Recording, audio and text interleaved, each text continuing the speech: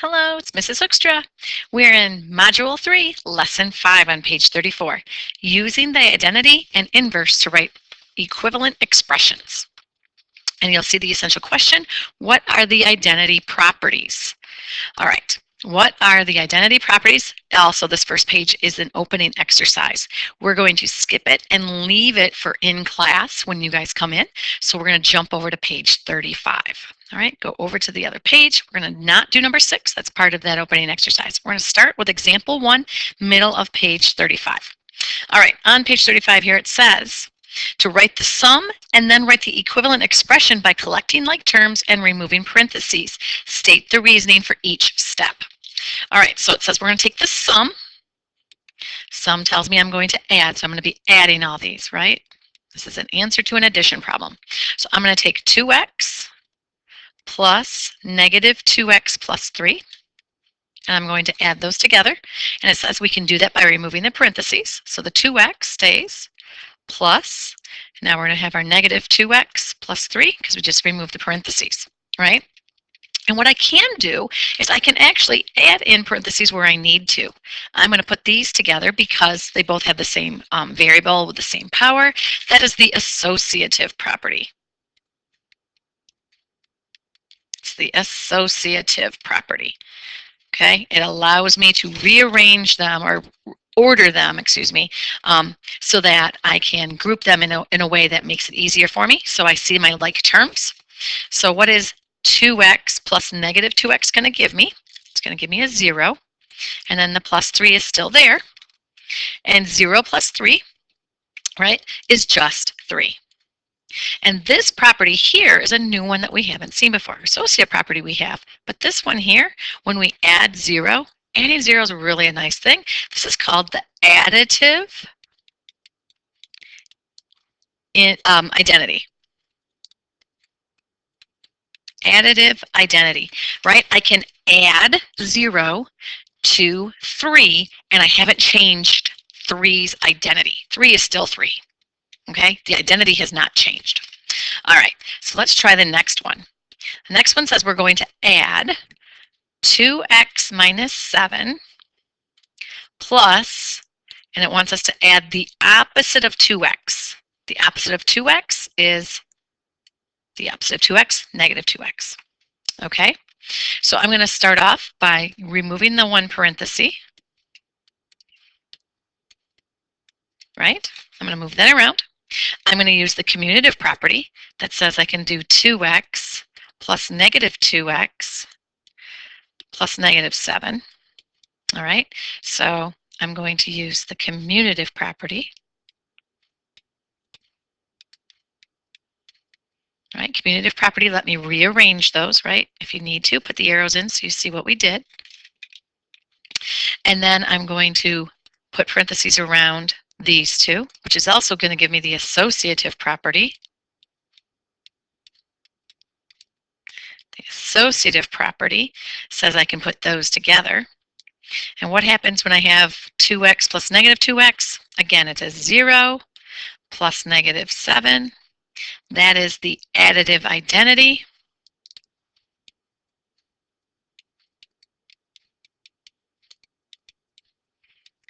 Okay, it's the additive identity.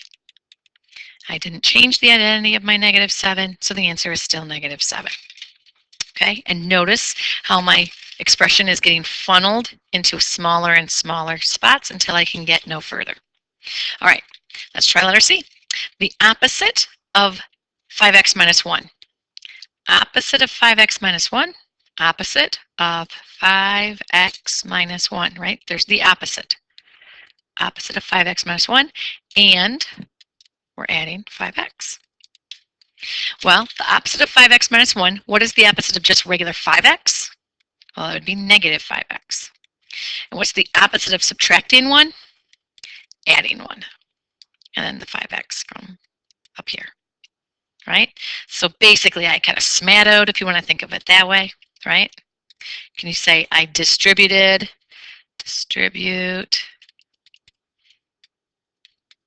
the negative?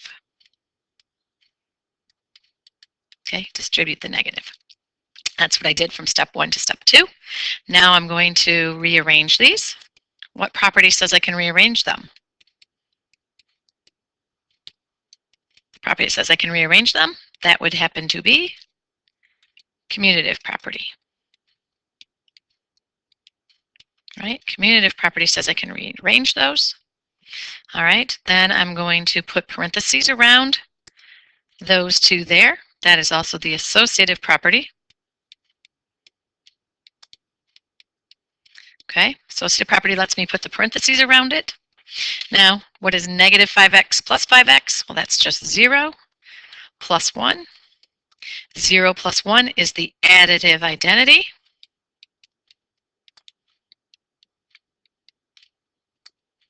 And what happens when you have 0 plus 1? You get just plain old everyday 1, right? The identity has not changed of the number 1. All right, so what I want you to do is I'm going to go to page 36 here and have you all pause this and do the same thing. I know it says to work with partners and do, talk through it and everything, but I'm just going to have you guys work on this on your own. I want you to do exactly what I just did a minute ago. I want you to not only add them, but also write down all of the directions. So go ahead, hit pause, and check your answers.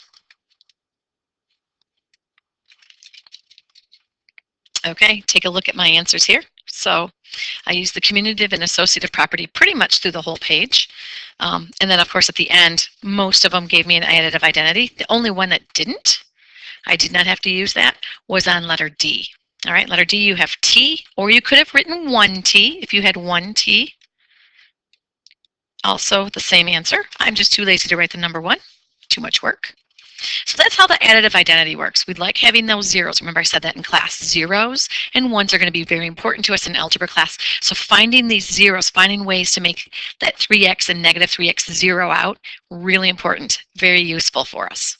All right, so what I'm going to do, we're going to move on. Check your answers with all of these. I'll scroll down a little further. Check your answers on all of these. See if you have them right. Fix them if you need to. All right, but those of you who are ready to move on, let's go to page 37. All right, page 37, example 2. So we're changing it up this time, okay? So this time we're going to multiply. So multiplying with fractions, pretty easy to do. You multiply just straight across, right? So 3 times 4 is 12, and 4 times 3 is 12, and 12 divided by 12, we know equals 1, right? Or, for those of you who understand and like to do the cross reducing, right? Those of you who like to cross reduce, you could do 3/4 times 4/3, okay? And you can say, all right, the number in the denominator of one of them has to cancel out a number in the numerator of the other. So I know that 4 goes into itself once, and 4 goes into the other 4 exactly once, okay? And I could multiply across at this point and get 3/3, which equals 1. Or I could also reduce and say 3 goes into itself once, and 3 goes into the other one once, and 1 times 1 is just that, 1. And on the denominator, 1 times 1 is 1, so 1. Sometimes cross-reducing is going to be easier because these numbers will get really big, and so to cross-reduce will make your life more simpler. All right, so let's try the next one here. So we have 4 times 1/4. Remember, anytime you have a whole number, you can always place it over 1. So you can do go straight across. 4 times 1 is 4, and 1 times 4 is 4, and 4 times 4 is 1.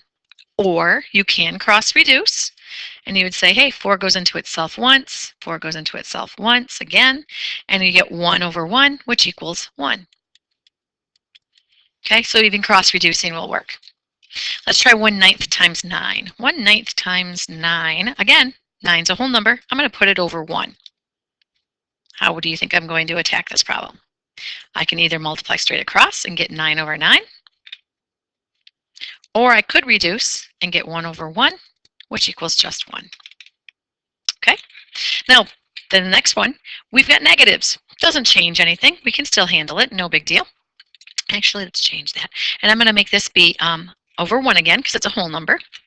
So I can do straight across. 1 times -3 is -3. And Negative 3 times 1, I'm going to make this negative go with that one, is also negative 3. And negative 3 divided by negative 3 is 1. Or, of course, we could cross-reduce.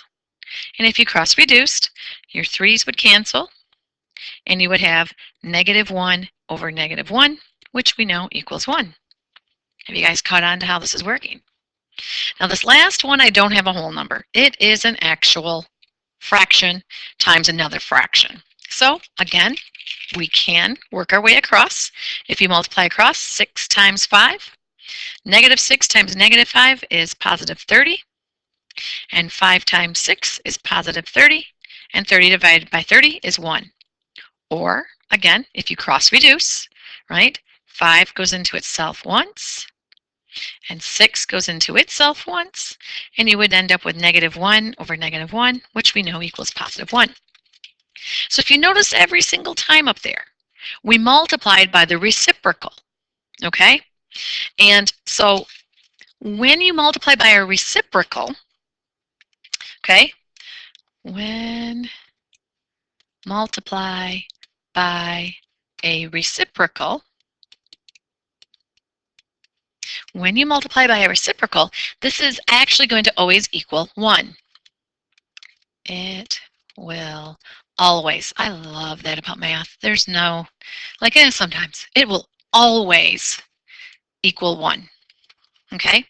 Now we're not going to keep calling this a reciprocal, multiplied by the reciprocal. While that is true, we're going to give it its new name. Its new name is called the multiplicative, that's a fancy word, multiplicative inverse. Okay, that's the key to this one. It's the multiplicative inverse. Put a little star by it. That's important for me to know. Okay, it's the multiplicative inverse. When you multiply by the reciprocal, you will always get the number 1. Very helpful. Remember, I said zeros and ones are important to us. So let's look at this and figure out what's going on here. So write the product. Product tells me I'm going to multiply, right? I'm going to multiply. And then write the expression in standard form by removing parentheses and combining like terms and justify each step. Okay, so it says give the multiplicative inverse of 1/5. So I'm just going to come over here. 1/5. What's the multiplicative inverse of it? AKA the reciprocal. Right? Take 1/5, flip it, and it becomes 5 over 1 or just 5. There's the multiplicative inverse of 1/5. They're inverses of each other. So now that I've got that, I'm going to take it and I'm going to multiply the multiplicative inverse, which in this case is the number 5. That's what I'm looking for. And then multiply it by 2x minus 1/5. Okay, I'm going to do that. Well, this is the distributive property. I'm going to multiply everything inside my parentheses by 5. Okay, so I'm going to have 5 times 2x minus 5 times 1/5. Okay, 5 times 2x is 10x minus 5 times 1/5. Well, based on what we just learned a minute ago, that's going to equal 1. All right, so we use the distributive property and we multiplied. Right? Distributive property, multiply, and this part right here was the multiplicative inverse. Right? Multiply on this one, multiplicative inverse on that one. All right, part B. What is the multiplicative inverse of 2? Okay, multiplicative inverse of 2. So 2, if you need to, put it over 1. Now make it its reciprocal, 1/2. So I'm going to take 1/2 and multiply it to 2x plus 4. So 1/2 times 2x plus 1/2 times 4, right? Distributive property. Well, what is 1/2 times 2x? Or what's half of 2? Half of 2 is 1, so this is just x. Plus, what is half of 4? Half of 4 is 2. So again, I multiplied, and I had the multiplicative inverse in there. Okay, this one here is the multiplicative inverse. That is the multiplicative inverse, right? 1/2 and 2 are multiplicative inverses. They turned into the number 1, and that's what I like. All right, let's try C. C's a little tougher. We're going to take the multiplicative inverse of that crazy fraction right there. 1/3x plus 5. Now, guys, gals, this is just a fraction. Don't freak out about it, even though there's, x's in it. A minute ago, 1/2 became 2/1. So what is 1/3x plus 5 going to become? When I flip it, it becomes 3x plus 5/1, right? Or just 3x plus 5. So I'm going to take 3x plus 5, and I'm going to multiply it by 1/3. Okay, because it says take the multiplicative inverse of the first one, not the second one. Okay, going to distribute. So I have 3x times 1/3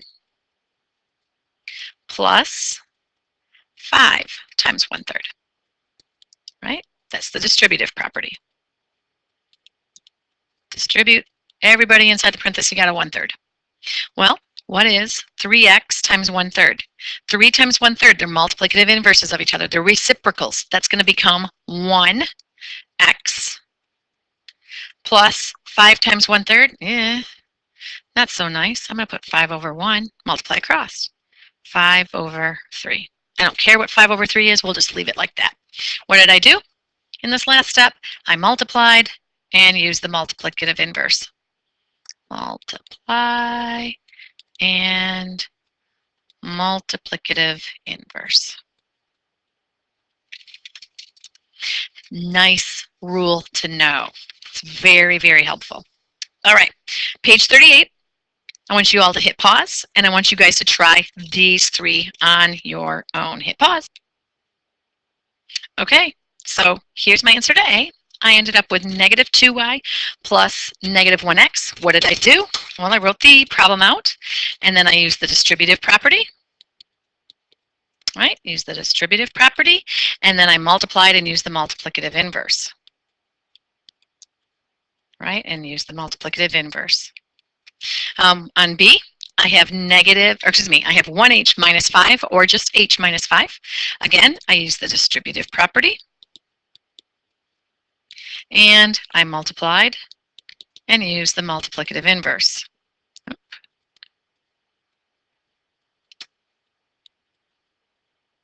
And letter C, I have -12 plus j, or j plus -12, however you want to write it. And again, I use the distributive property,